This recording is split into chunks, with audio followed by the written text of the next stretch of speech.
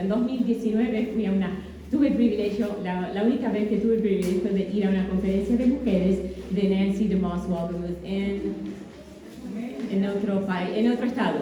Tuve que viajar y estaba entrando a la primera sesión toda emocionada cuando estaba mirando todo alrededor, no estaba mirando enfrente mío y hubo un desnivel en el piso y pasó esto. Me torcí el tobillo y me rompí un hueso, se dice así, me quebré un hueso en el pie y ya, después, y por 3 días que estuve fuera no estaba en mi ciudad, fue terrible, 3 días porque tenía que deshincharse el pie y al final llegué de vuelta a Houston y ya estaba quebrado el pie. Por 4 o 5 meses tuve que usar una botita. Bueno, eso fue una caída, pero una caída que fue mi culpa porque, bueno, todas las caídas son culpas nuestras, ¿no? Pero fue porque no estaba mirando dónde estaba caminando. A veces tenemos caídas porque no estamos mirando dónde debemos estar mirando. Así que eso fue una caída que tuve. Esta señora, no sé si estuvo en un barco o una nave o algo y se cayó o qué es lo que pasó, pero ella está en una situación muy difícil también. Y si alguien no viene para ayudarla en este momento, en su caída, eso podría resultar en muerte para ella. A veces las caídas no son leves, son algo muy fuerte. Así que hay que tener vamos a estudiar las caídas y tratar de evitar una caída y qué podemos aprender. Esta señora se llama Cheryl Bachelder. Es una persona verídica. Ella fue presidenta de esta organización KFC. ¿Conocen KFC? Kentucky Fried Chicken. Bueno, ella fue la la presidenta, la encargada de KFC en Estados Unidos y estuvo ahí un tiempo y la despidieron fuera porque no estaba ejerciendo buen liderazgo en esa compañía. Ella venía de una familia de emprendedores, de jefes de compañías y todo, y esto para ella fue un gran fracaso en su vida. Y pasó algunos años durante el tiempo que ella estuvo evaluando y viendo qué es lo que ella no hizo bien y cómo podría mejorar. Al tiempo la contrataron para ser la presidenta de otra compañía que se llama Popeyes, que creo que no se conoce aquí, pero es otra parecida a KFC, pero está en Estados Unidos y basada en Luisiana. Ahí, durante los 10 años que ella fue la presidenta de esa compañía, el valor de esa compañía cuadruplicó, o sea, 4 veces mejor en valor la compañía durante los 10 años que ella estuvo de presidenta. Y ella dice que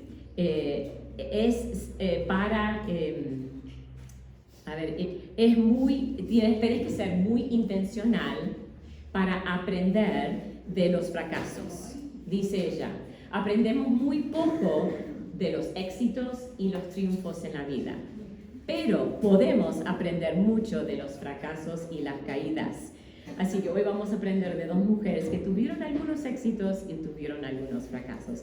Pero tengan en cuenta, los fracasos pueden ser útiles para ayudarnos a mejorar, a hacer algo diferente y aprender una lección importante. Bueno, la primera persona que vamos a estudiar es la señora Rebeca. La historia se encuentra en Génesis capítulo 24, 25 y 26. Algunas que no conocen la historia les voy a dar un pequeño trasfondo para darles un contexto de lo que está pasando antes y entrar en la historia.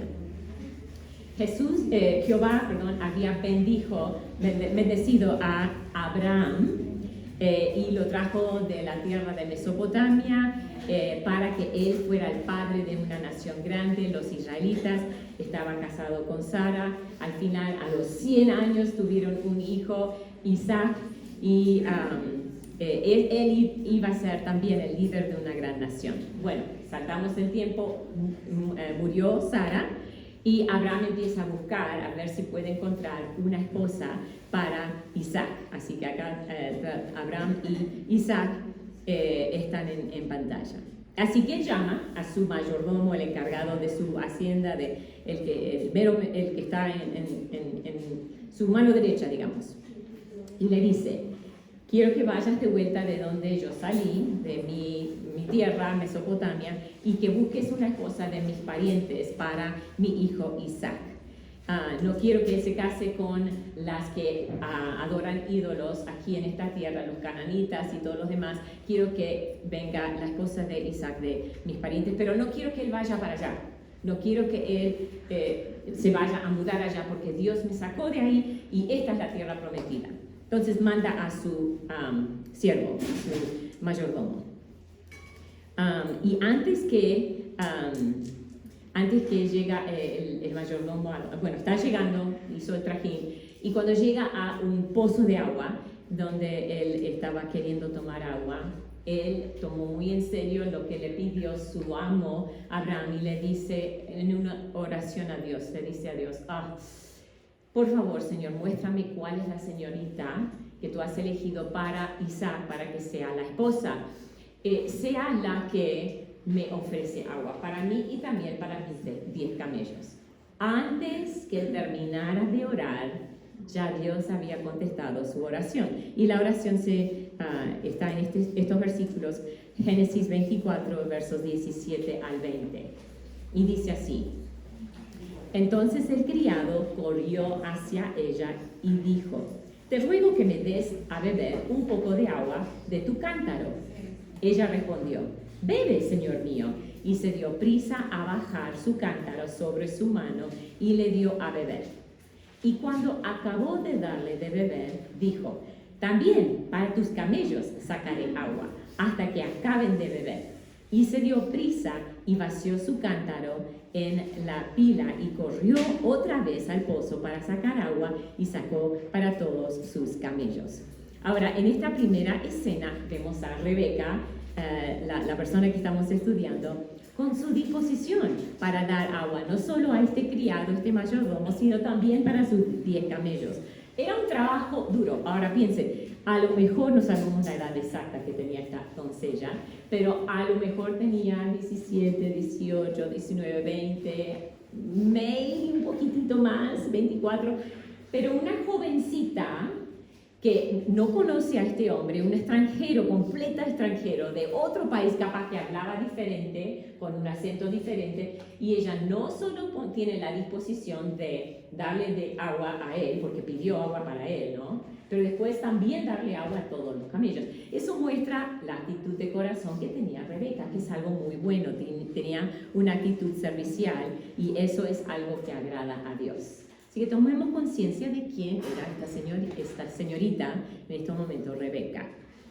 Ahora, el mayordomo enseguida dice, Dios contestó mi oración. Entonces va y habla con la familia de ella y pide su mano para Isaac, de ser la esposa. La familia escuchó toda la historia de quién era Abraham y de que, sabían quién era Abraham, obviamente, era pariente de ellos.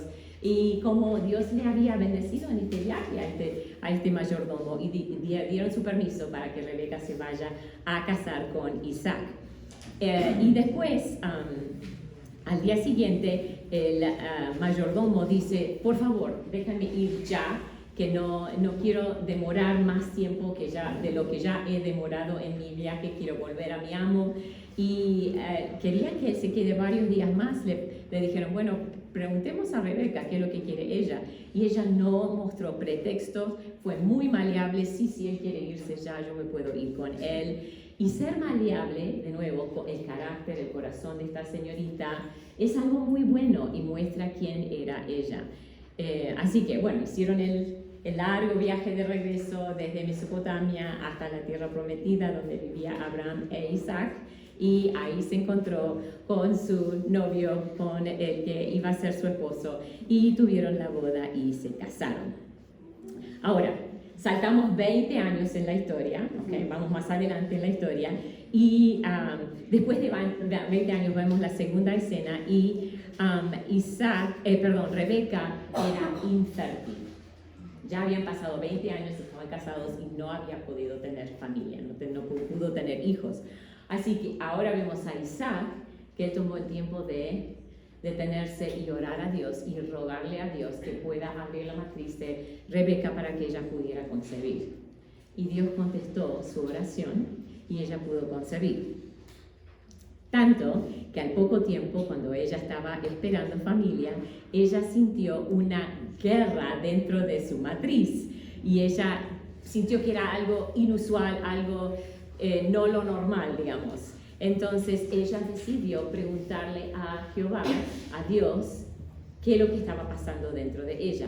Eso demuestra algo, demuestra que ella adoraba a Dios y que ella tenía la costumbre de orar y que ella sentía que Dios podía contestarle su pregunta. Algo muy bueno, algo que muestra el corazón de Rebeca. Así que notemos eso. Así que ella habla con Jehová y le pregunta algo. Ahora, notemos tres cosas, tres personas. El mayordomo, Isaac y Rebeca, los tres tenían el hábito de orar. Ahora, yo sé que lo han escuchado muchas veces, pero es sumamente importante tener ese hábito en nuestras vidas. Yo no me canso de decirle a las mujeres qué importante es orar. Y el Señor Jesucristo mismo nos advirtió la importancia de orar y nos explicó qué es lo que es la oración, nos dio un ejemplo en cuanto a la oración. Y él mismo no oraba. Es más, los evangelios dicen que varias veces el Señor pasó toda la noche haciendo ¿qué? Orando. Sumamente, Dios, siendo Dios, él pasó toda la noche hablando con su Padre. Qué importante es la oración. Así que nos muestra que debemos orar. Si no tienes el hábito de orar, te animo a empezar cada día y cada vez que tienes una necesidad de orar. Es más, si estás en algún momento de angustia por cualquier razón, también los salmos nos dice que no solo orar, sino clamar. Me gusta en inglés, dice cry out, o creo que en algunas versiones gemir, dicen algunas versiones gemir, y hay varios salmos que hablan de eso, de que no solo orar así en voz baja y decirle al Señor, sino que clamar a Dios cuando estamos en angustia. El Salmo 5, Salmo 17, 34, 28, todos hablan de clamar a Jehová cuando estamos en necesidad. Yo lo he hecho en muchas oportunidades. Me escondo en mi closet y yo me pongo ahí a clamar a Dios por algo que me está perturbando o me está inquietando. Disculpe, repítenos los pasajes. Salmos 5, 17, 34 y 28. Hablan en uno o más versos de clamar a Jehová. La oración te une al corazón de Dios. Sumamente importante. Si nosotros, porque, bueno, yo le digo siempre a los niños, tenés que tener una relación doble con Dios. Tú le hablas a Él en oración y Él te habla a ti por medio de su palabra. Si tienes un muy íntimo amigo y tú le hablas a Él, pero Él no te habla a ti, ¿qué clase de relación es esa?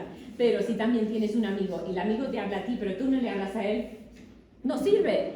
Entonces, la oración es tu oportunidad de hablar a Dios y Él te habla a ti por medio de su palabra. Es sumamente importante tener los dos para tener una buena relación con Dios. Bueno, seguimos con Rebeca. Ella le habla a Dios y esta es la oración. La contestación. Génesis 25, 23 al 26. Y le respondió Jehová: 2 naciones hay en tu seno, y 2 pueblos serán divididos desde tus entrañas. Un pueblo será más fuerte que el otro pueblo, y el mayor servirá al menor. Cuando se cumplieron sus días para dar a luz, he aquí, había gemelos en su vientre, y salió el primero rubio, y era todo veludo como una pelliza, y llamaron su nombre Esaú. Después salió su hermano, trabado su mano del calcañar de Esaú, y fue llamado su nombre Jacob. Ahora, Dios le dijo claramente a Rebeca que iba a tener mellizos, y por eso y también que entre ellos iba a haber una guerra, y que el mayor iba a servir al menor. O sea, el mayor, el primer nacido, Esaú, iba a servir a Jacob, el segundo nacido. Ahora noten, Dios le está hablando a Rebeca en este momento: antes que nacieran los niños, antes que nacieran, ya declaró Dios de que el mayor iba a servir al menor. No entendemos por qué, no esperó Dios a ver la naturaleza, la disposición, cómo eran uno o el otro, sino que decidió eso de antemano. No entiendo por qué, pero no podemos cuestionar cómo es Dios y por qué Él hizo esa declaración antes. Pero Dios llamó a Jacob y Dios te ha llamado a ti también. Él te ha llamado a ser parte de su familia y de ser parte de que seas hija de Dios. Y si nunca has tomado ese paso tan importante de mirar a Cristo y decir, yo creo en ti, yo confío en ti, por favor, perdóname mis pecados, hazme una de tus hijas. Yo te animo hoy que tomes ese paso, porque Él te ha llamado a ti y Él te ama y Él quiere que tú seas parte de su familia. Amén. Si ya sos parte de su familia, entonces Él también te ha llamado y Él te ha dado dones para que tú le puedas servir en la iglesia y en el pueblo de Dios. Y es importante usar esos dones para Él. Dios te ha llamado por una razón. Él tiene un propósito para ti. El Salmo 139 es uno de los lugares que dice que Dios te conoce desde el vientre de tu madre y tú no eres un accidente, tú tienes un propósito muy especial para Dios.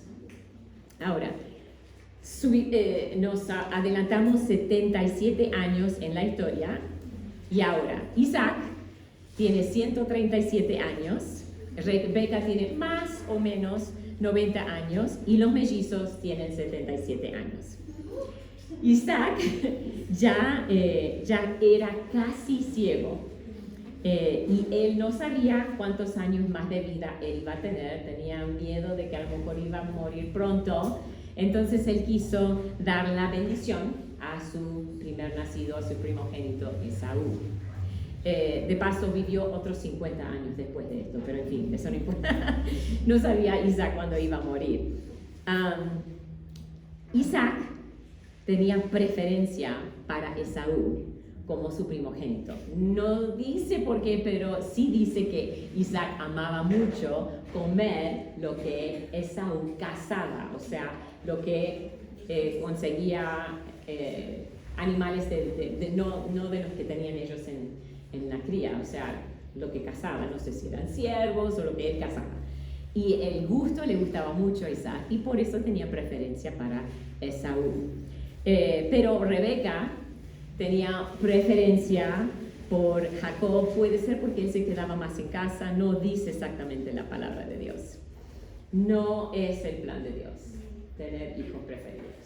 Puede causar muchos problemas. Dios te dio lo que te dio, si es uno o más hijos o si te ha dado hijos, y cada uno es diferente y hay que amarlos como son y no tener preferencia. El problema de esta preferencia que tuvieron es el trasfondo que causó la caída de Rebeca.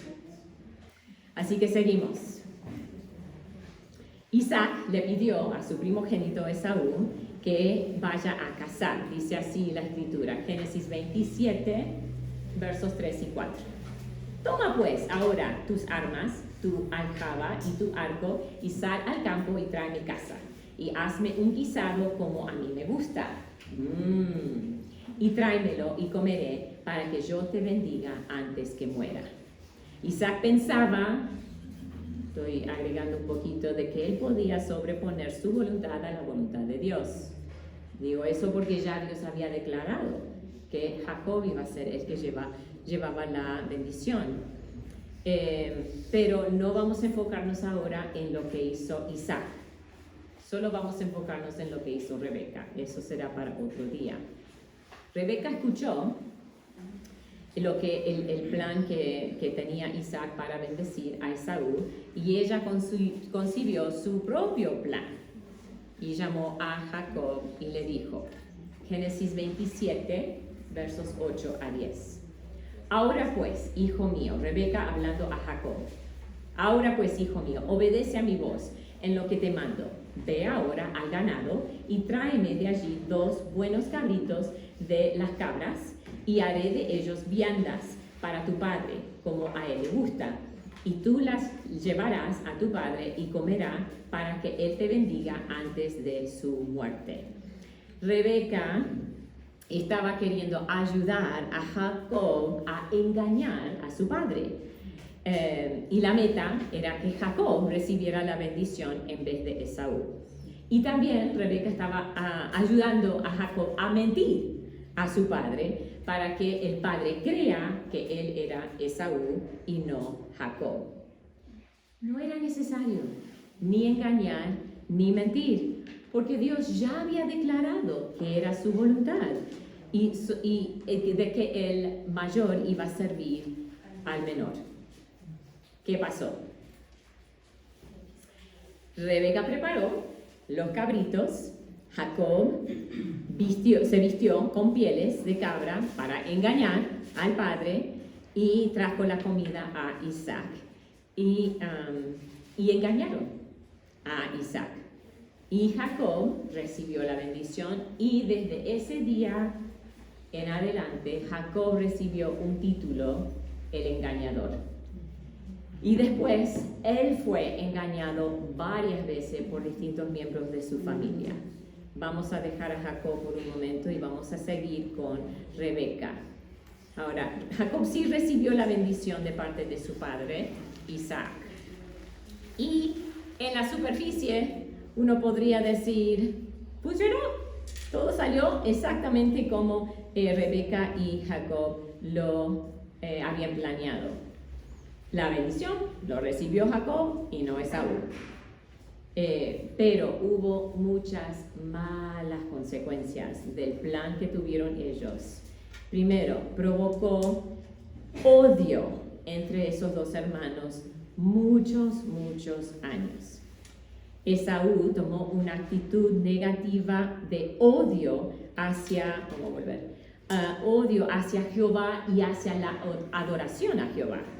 Y Jacob tuvo que huir. Estaba en peligro su vida porque Esaú lo quería matar. Jacob se tuvo que ir de la tierra prometida y tuvo que volver a la tierra de donde Abraham lo había sacado, Dios lo había sacado a Abraham. Ese no fue el plan de Dios. Y complicó todo el resto de la historia y hubo muchas malas decisiones a consecuencia de lo que él hizo. El plan de Dios sí se cumplió, pero con mucho dolor y tristeza. Ahora, Rebeca. No dice la palabra que nunca más ella volvió a ver a Jacob. No sabemos, pero no dice que nunca más lo volvió a ver. Su hijo preferido, nunca más. Y termina, por lo menos el texto bíblico, termina la vida de Rebeca con un relato de engaño contra su esposo y una caída. Así termina la historia de Rebeca, una mujer servicial, una madre de un patriarca y una mujer que buscó a Dios en el momento que ya tenía una pregunta en cuanto a su vientre. Rebeca cayó.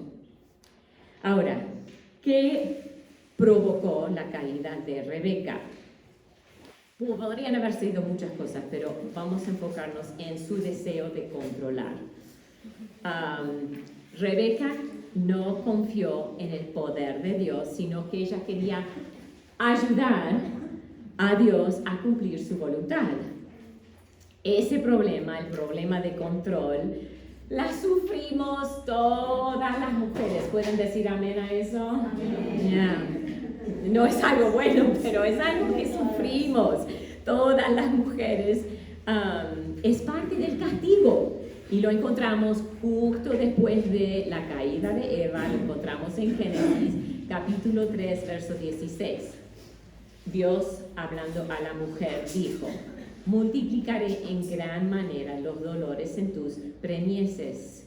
Con dolor darás a luz los hijos, y tu deseo será para tu marido, y él se enseñoreará de ti. De ahí viene el castigo que tenemos que pelear contra ese deseo de controlar. Tenemos el deseo de controlar. los esposos, los hijos, los compañeros, los creyentes de la iglesia, y queremos controlar a Dios. Y no debemos en ningún momento olvidar de que Dios es todopoderoso y Él no necesita de nuestra ayuda para cumplir su voluntad. No, Él es poderoso. No me necesita a mí. Él puede hacerlo sin mi ayuda. Ahora, a veces Dios nos usa. Eso es verdad. Por su misericordia a veces Dios nos usa. Pero Él tiene poder para dirigir a mi esposo, a mis hijos, a mi jefe, a mis padres o a cualquier otra persona. No necesita de mi ayuda. Puedo abandonar ese deseo de controlar. ¿Qué podría haber prevenido la caída? Varias cosas, pero aquí hay 3. Primero, ella había ejercido ese gran privilegio que tenemos de la oración antes. No vemos, por lo menos en el texto, que ella oró. Podría haber en ese momento parado todo y dicho: Dios, tú has dicho de que Jacob iba a ser el que recibe la bendición. Pareciera en este momento como que algo no está bien. Dios, ¿qué es lo que está pasando? No dice que ella oró. ¿Qué más? Bien podría haberse detenido y ir a hablar con respeto a Isaac. Siempre recomiendo de que cuando hablemos con nuestros esposos sea no con un tono de altivez ni nada de eso, sino con un tono de respeto. Podría haberle ido a Isaac y preguntarle: Isaac, ¿no dijo Dios que Jacob iba a llevar la bendición? ¿Dios te ha hablado y te ha dicho otra cosa? ¿Por qué está? Y no vemos de que ella habló con Isaac. Podría haber simplemente esperado y tenido fe en Dios y confiar de que Dios declaró que Jacob iba a ser el que iba a recibir la bendición. Vamos a ver cómo Dios lo hace. Bien podría haber esperado para ver.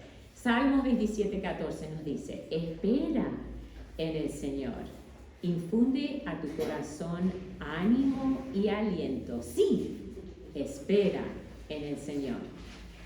Vamos a dejarla a Rebeca ahí, pero tenemos que pensar de que ella cayó y bien podría haber terminado esa historia de otra forma.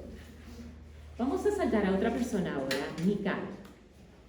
La mencionamos ayer cuando estábamos hablando de la historia de David, así que la historia, todo lo que se habla de Mical se encuentra en 1 Samuel 18, 19 y 25.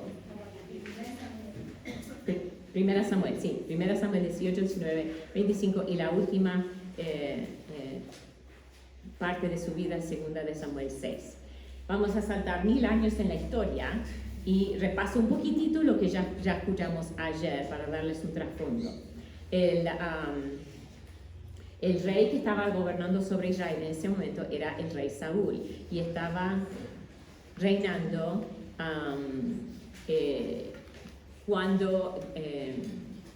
cuando desobedeció fuertemente a Dios, y hubo muchas malas consecuencias porque él desobedeció. Y Dios dijo: te he rechazado como rey, voy a elegir a otro. Y Dios hizo que Samuel ungiera, esto lo vimos ayer, a un pequeñísimo joven David, humilde pastor, para que él fuera el próximo rey de Israel. Pero antes de que ocupara el puesto de rey, varios años pasaron y después ocurrió lo que vimos ayer, de que él pudo matar al único valiente del ejército que quiso pelear contra Goliat y lo conquistó. Como premio, aquí es donde viene Mical, como premio de haber conquistado, el rey Saúl prometió a su hija. Primero era supuestamente Merari, creo que se llama, pero después la regaló a otra persona como esposa. Y después se le hizo saber a Saúl que Mical, la hija de la otra hija, amaba mucho a David. Y ahí es donde entra nuestra protagonista en esta historia. Parecía bien a David y a Saúl, a los dos, de que Mical fuera su esposa, porque ella lo amaba. Así que tuvo lugar la boda y fueron unidos en matrimonio. Aquí lo dice en 1 de Samuel, capítulo 18, verso 20. Pero Mical, la otra hija de Saúl, amaba a David. Y fue dicho a Saúl y le pareció bien a sus ojos, y Saúl le dio su hija Mical por mujer. Este pasaje habla bien del carácter de Mical. Le tenía aprecio a este joven David y lo amaba. No era que llegó a ser la esposa de él por obligación. Vieron que en algunos casos, en cuando un rey, te vas a casar sí o sí, punto. No, pero ella lo amaba. Entonces eso es un punto muy bueno para el carácter de ella. Apreciaba lo que era David y lo amaba. Seguimos otro relato en cuanto a cómo ella demostró su amor hacia David. Se encuentra en 1 de Samuel 19, versos 11 al 16. Entonces Saúl mandó a varios hombres. Había pasado algo, la gente se había pegado a David y demostraban amor y aprecio hacia David. Y Saúl estaba muy celoso. Entonces él quería matar a David. Entonces eso es el trasfondo de lo que está pasando acá. Entonces Saúl mandó a varios hombres a casa de David para que lo vigilaran durante la noche y lo mataran al día siguiente. Pero Mical, la esposa de David, le advirtió: si no te pones a salvo esta noche, mañana serás hombre muerto. Enseguida ella descolgó a David por la ventana y así él pudo escapar. Luego Mical tomó un ídolo familiar y lo puso en la cama con un tejido de pelo de cabra en la cabeza y lo cubrió con una sábana. Cuando Saúl mandó a los hombres para apresar a David, Mical les dijo: está enfermo. Pero Saúl los mandó de nuevo a buscar a David. Tráiganmelo aunque esté en su cama para matarlo. Al entrar en la casa, los hombres vieron que lo que estaba en la cama era un ídolo con un tejido de pelo de cabra en la cabeza. Ahora, Mical, ella demostró amor, verdadero amor hacia David. Primero le advirtió: más vale que te vayas hoy porque mañana vas a ser un hombre muerto. Y tenía razón. Era su propio padre que quería matarlo por celos y porque tenía un espíritu malo de parte de Dios que lo estaba aterrorizando. Entonces ella le advirtió. Ella está mostrando amor. Eso es bueno. Tenemos que reconocer lo bueno de su carácter. Ella estaba demostrando cómo lo quería. Y me imagino que ella se dio cuenta que no iba a poder estar, tenía que huir. Y no podía tener a su esposo con ella más después de que él huyera. Bueno, por lo menos por un tiempo, hasta que él se escapara. Así que ella le ayudó a escapar de Saúl y le salvó la vida. Y inventó ella, según la escritura, ella inventó el plan de cómo detener los soldados del ejército de Saúl para que le diera más tiempo a David para que él se escapara. Así que inventó este plan para detenerlos. Ahora, esto podría, ella podría haber sufrido consecuencias negativas de parte de su padre, el rey, por haber detenido los soldados. No sé si fuera capaz su propio padre de matarla a ella, no sé. Pero ella no pensó en eso. Pensó en cuidar a su esposo. Así que lo hizo todo por amor. Pero, ¿en qué constituyó su plan para detener? Aquí es donde empezamos a ver algo del corazón de Mical y el comienzo de su caída. Y esta frase me gusta: el corazón de todo problema siempre termina en el corazón. ¿Qué es lo que usó para engañar a los soldados? Un ídolo. Wow, paren el carro. Un ídolo. Eso era prohibido entre los israelitas. Dios había dicho: no pueden tener ídolos. De ninguna manera, de ninguna faceta, no ídolos. ¿Por qué tenía Mical ídolos en su casa? Ídolos familiares, creo que dice. muestra que por lo menos parte del corazón de Mical estaba involucrada en idolatría, adorar a ídolos. ¿Y qué es lo que dice la Biblia en cuanto a eso, idolatría? Va muchos pasajes, pero elegí solo dos. 1 Corintios 10:14. Por tanto, amados míos, huid la idolatría. Y otro pasaje en Colosenses 3:5 y 6. Haced morir, pues, lo terrenal en vosotros: fornicación, impureza, pasiones desordenadas, malos deseos y avaricia, que es idolatría, cosas por las cuales la ira de Dios viene sobre los hijos de desobediencia. Y podría citar muchos versículos más, pero suficiente para que entiendan que parte del corazón de Mical no era fiel a Jehová, el Dios de los israelitas. Ella estaba, por lo menos en parte, adorando a ídolos, quitándole la gloria a Dios. No vamos a hablar más de idolatría en este momento, porque mañana vamos a hablar, esta tarde vamos a hablar un poco más de ese tema de idolatría. Así que vamos a dejar eso en el tintero por un ratito y vamos a entrar en detalle en eso más tarde. Pero vamos a seguir en cuanto a cómo sigue la vida de Mical. Saltamos a la última escena de su vida.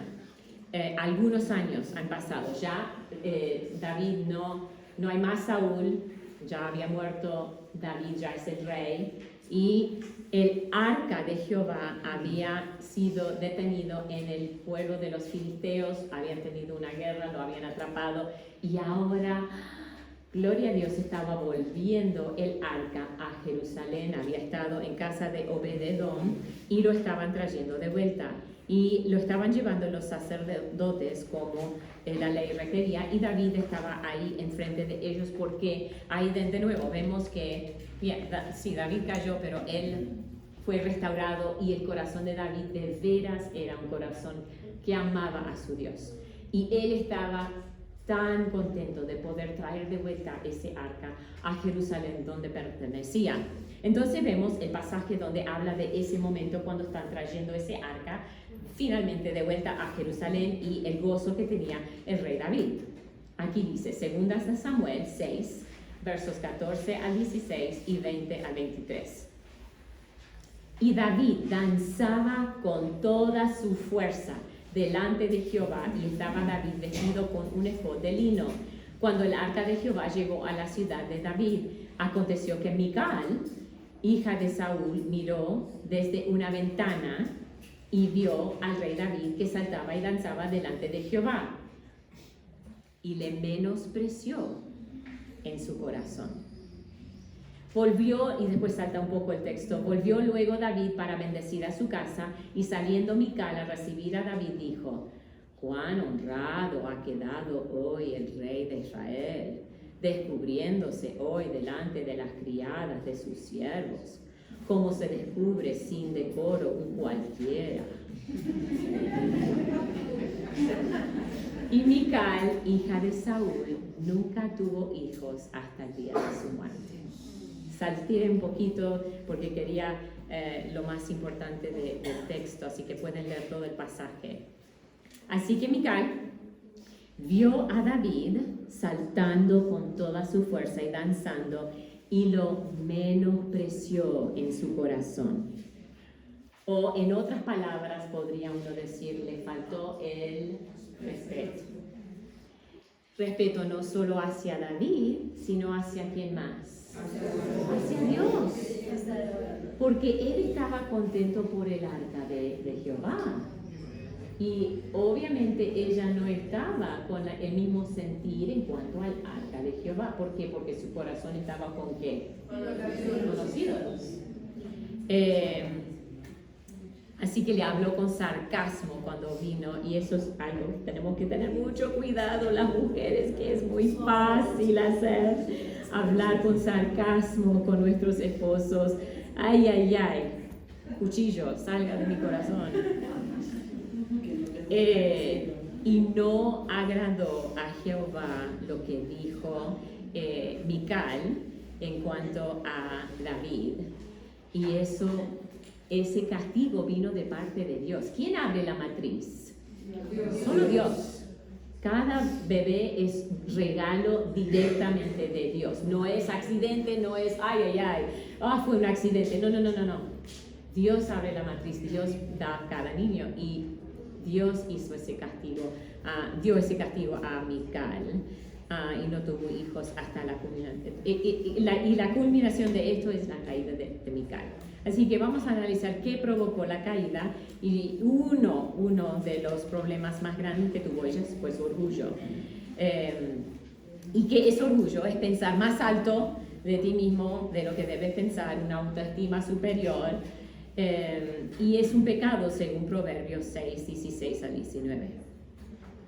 Pero cuando vemos orgullos en otros se ve muy feo. Pero es más fácil verlo en otros que verlo en uno mismo. Es un problema grande y no podemos ignorarlo. Es parecido a un témpano de hielo. Es peligroso porque su fuerza está oculta. Es un deseo de exaltarte a ti misma, pero la fuerza de ese deseo está oculto. Está en los rincones del corazón y es un pecado. Un pecado como la adicción al alcohol, por ejemplo, es visible para los demás, pero el orgullo muchas veces no es tan visible. Así que eso lo hace más peligroso. Cualquier acción que uno hace puede ser bueno o malo, depende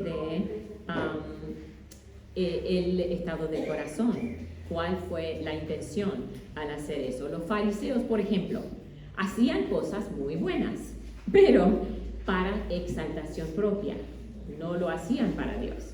Entonces Dios rechazaba completamente las cosas buenas que hacían. Ahora, ¿de qué forma se manifiesta el orgullo?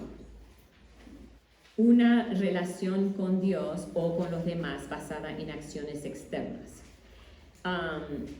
Por ejemplo, podría ser servir solamente donde otros me puedan dar, pero servir en un lugar donde nadie ni siquiera se da cuenta del servicio que yo hice, no, eso no me interesa. Ese tipo de actitud es una actitud orgullosa. Llamar la atención, ya, una actitud que menosprecia a los demás. Yo soy mejor, sirvo mejor, canto mejor, actúo mejor, puedo preparar el esquema mejor, yo lo puedo hacer mejor. Esa actitud es una actitud de orgullo. Contenta con signos externos de santidad. Por ejemplo, si voy a la iglesia, eso es suficiente. Si doy mi diezmo, si sirvo en este comité, si ayudo con los niños, y no analizar el estado del corazón. Dios le interesa mucho más el estado de nuestro corazón que nuestro servicio externo. Está bien servir, pero si los dos tienen que ir juntos. Uno tiene que primero tener un corazón rendido a Dios y después poder servirle de la abundancia del corazón. Desear honor y reconocimiento, que le reconozcan, que le aplaudan, que le agradezcan por lo que hicieron. Y si no le agradecen o no le aplauden o no le dan honra, entonces no me interesa. Eso es deseo de orgullo. Justificarte cuando te equivocas. No hice nada mal, no fue mi culpa, fue culpa de él. Nunca reconocer. Eso es, yo estoy bien, él está mal. Eso es un orgullo. ¿Y qué es lo que dice la palabra de Dios en cuanto al orgullo? Dios aborrece. Pocas cosas en la Biblia dice que Dios aborrece. Así que uno tiene que mirar bien. ¡Wow! Dios aborrece al orgullo. Y aquí hay 3 de los versos que mencionan eso. Salmo 101:5. Al que en secreto calumnia a su prójimo, lo reducirá al silencio. y al de ojos altivos y corazón soberbio no lo soportaré. Proverbios 8:13. El temor del Señor es aborrecer el mal. Aborrezco la soberbia, la arrogancia y el mal camino y la boca perversa. Y Santiago 4:6.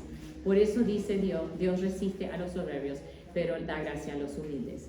De paso, el rechazar el Evangelio, rechazar Cristo que murió en la cruz, que resucitó y ahora vive hoy, rechazar ese mensaje, rechazar el regalo de la salvación, eso es orgullo. Eso Dios lo